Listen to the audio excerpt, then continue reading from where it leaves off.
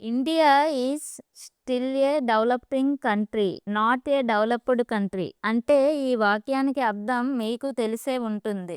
భారతదేశం అనేది ఇంకా అభివృద్ధి చెందుతున్న దేశమే తప్ప, అభివృద్ధి చెందిన దేశం కాదు. మన పేరెంట్స్ జనరేషన్ నుండి మన జనరేషన్ వరకు ఈ స్టేట్మెంట్ మారలేదు.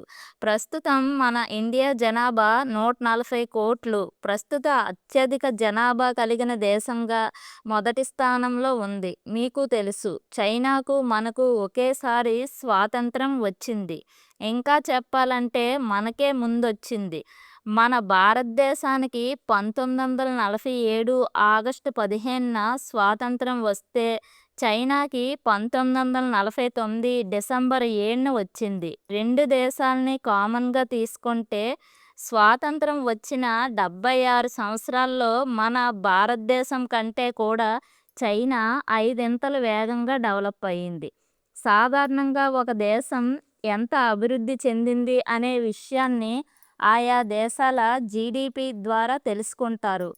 ఒక 30 సంవత్సరాలు వెనక్కి వెళ్ళి చూస్తే, 1991 సంవత్సరంలోకి వెళ్ళి చూస్తే ఇండియా దేశం, చైనా దేశం ఇద్దరి జీడిపిలు దాదాపు సమానంగానే ఉన్నాయి. కానీ 33 సంవత్సరాల తర్వాత, అంటే 2024 నుండి 2025 సంవత్సరం వరకు చూస్తే మన ఇండియా జీడిపి ఎంతో తెలుసా? $3.9 ట్రిలియన్. అదే చైనా జీడిపి చూస్తే $4.1 ట్రిలియన్. మనకంటే చైనా 7.4 రెట్లు ఎక్కువ. ఇది వరకు సమానంగా ఉన్న రెండు దేశాలు ఇప్పుడు చైనా మాత్రం ఎందుకు అభివృద్ధి చెందింది? భారత్ ఎందుకు వెనకబడిపోయింది? చైనా అభివృద్ధి చెందడానికి గల కారణాలేంటి? భారత్ ఎదగకపోవడానికి గల కారణమేంటి? చైనాతో పోటీగా భారత్ అభివృద్ధి చెందకపోవడానికి గల కారణము ఏమిటి? మరి ఏం చేస్తే ఇండియా చైనాను దాటి ముందు నిలబడుతుంది? ఈ విషయాలన్నీ ఈ వీడియోలో తెలుసుకుందాం.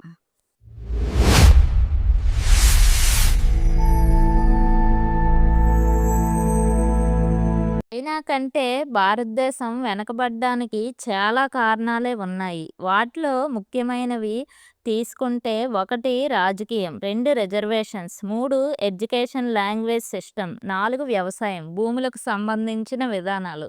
అర్జెంటుగా ఈ 4 విషయాల గురించి ముందుగా తెలుసుకుందాం. 1 రాజకీయం. ప్రపంచంలోనే అతిపెద్ద దేశాల్లో చైనా ఒకటి. అలాంటి చైనాలో ప్రతి 5 ఏళ్లకొకసారి ప్రభుత్వం మారదు. ఎందుకంటే ఇక్కడ సింగిల్ పార్టీ సిస్టమ్ ఉంది. అంటే ఒకటే రాజకీయ పార్టీ.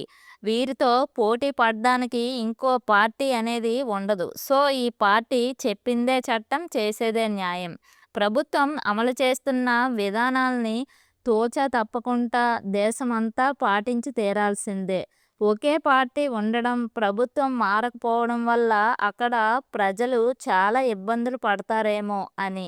కానీ గత 40 సంవత్సరాలలో చూసుకుంటే సింగిల్ పార్టీ సిస్టమ్ వల్లే అభివృద్ధిలోకి దూసుకుపోతుంది. ప్రభుత్వాన్ని ఒక పార్టీయే నడపడం వల్ల ప్రభుత్వానికి స్టెబిలిటీ అనేది ఉంటుంది.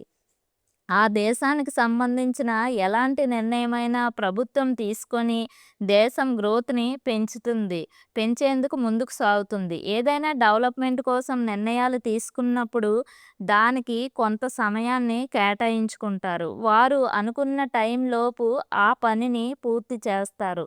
ప్రభుత్వం మారే అవకాశం లేదు. కాబట్టి వారు అనుకున్న పనిని అనుకున్నట్లుగా కాస్త లేట్ అయినా సరే అమలు చేస్తారు. దీంతో గ్రోత్ పెరుగుతుంది, అభివృద్ధిలో ముందుకు వెళ్తుంది. మరి ఇండియా విషయానికి వస్తే, భారతదేశం ప్రజాస్వామ్య దేశం. మన దేశంలో అనేక కులాలు, మతాల ప్రజలు ఉంటారు. అందరికీ సమాన హక్కులు, సమన్యాయం ఉంటుంది.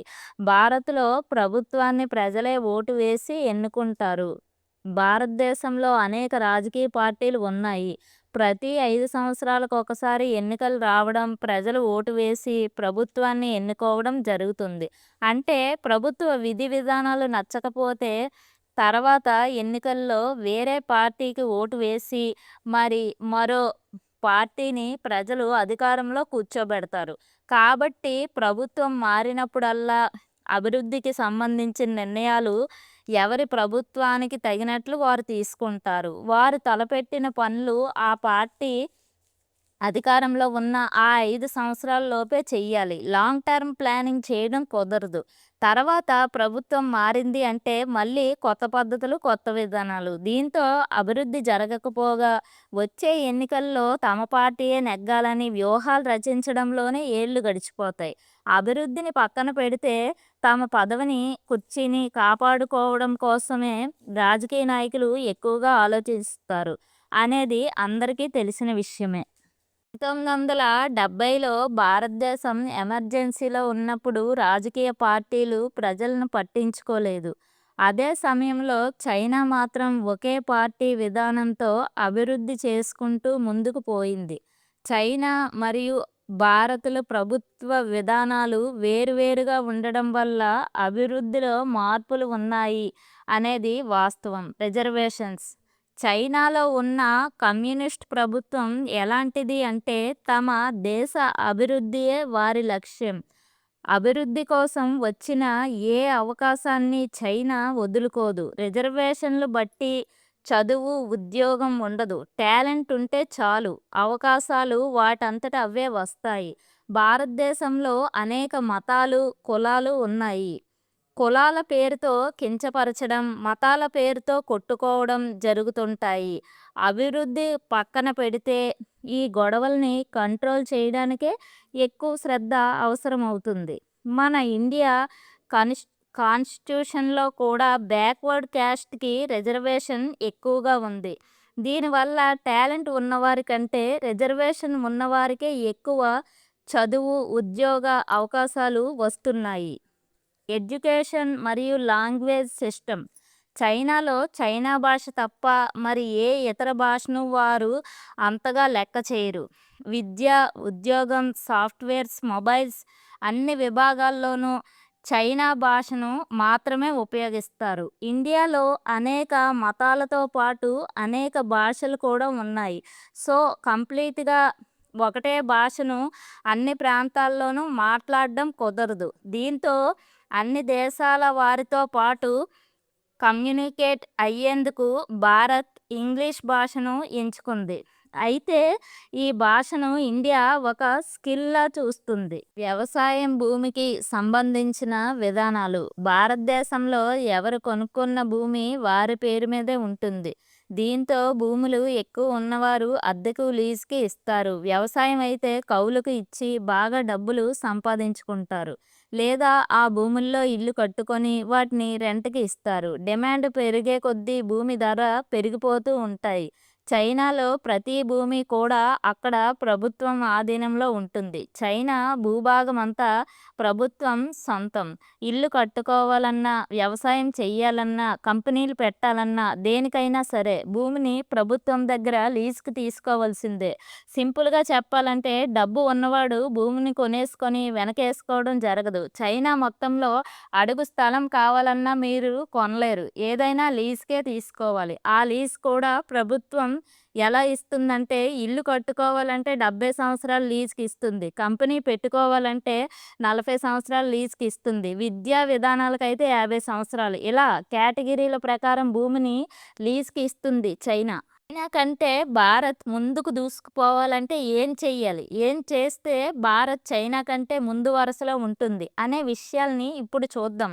ముఖ్యంగా ప్రభుత్వాన్ని పాలించే నాయకులు చదువుకొని ఉండాలి. ఎమ్మెల్యే, ఎంపీ ఎవరైనా కానీ వారు చదువుకొని ఉండాలి. అప్పుడే దేశ అభివృద్ధి బాటలు వేయగలం. భారతదేశం ముందుకు దూసుకుపోవాలంటే రీసెర్చ్ అండ్ డెవలప్మెంట్ మీద ఎక్కువ మొత్తాన్ని ఖర్చు చేయాలి. రీసెర్చ్‌లో కనుక్కున్న వస్తువులను ప్రభుత్వమే కొనుగోలు చేసి వాటిని మార్కెట్‌లో ప్రభుత్వమే విడుదల చెయ్యాలి. ఇండియా సాఫ్ట్‌వేర్ డిజైన్ డెవలప్‌మెంట్ లాంటి ఇండస్ట్రీలో ముందుంది గానీ, మ్యానుఫ్యాక్చరింగ్, ఎలక్ట్రానిక్, హెవీ ఎక్విప్‌మెంట్‌లో చైనా కంటే చాలా వెనకబడి ఉంది. వీటిపై కూడా భారత్ దృష్టి పెడితే అభివృద్ధి సాధ్యమవుతుంది. మన దేశంలో చదువు, వైద్యం లాంటివి అన్నిటినీ కొనుక్కోవాల్సిందే. అంటే ప్రైవేట్ స్కూల్స్, ప్రైవేట్ హాస్పిటల్ లక్షలు పోసి మరీ చదువు, వైద్యం అందించుకోవాల్సిన పరిస్థితి ఉంది. అదే ప్రభుత్వమే మంచి సదుపాయాలతో వైద్యం, విద్య అందిస్తే సామాన్యులకు డబ్బులు ఎక్కువ ఖర్చు కాకుండా ఉంటాయి. ఈ వీడియో నచ్చితే ఒక లైక్ చేయండి. సబ్స్క్రైబ్ చేసుకోండి ఫ్రెండ్స్.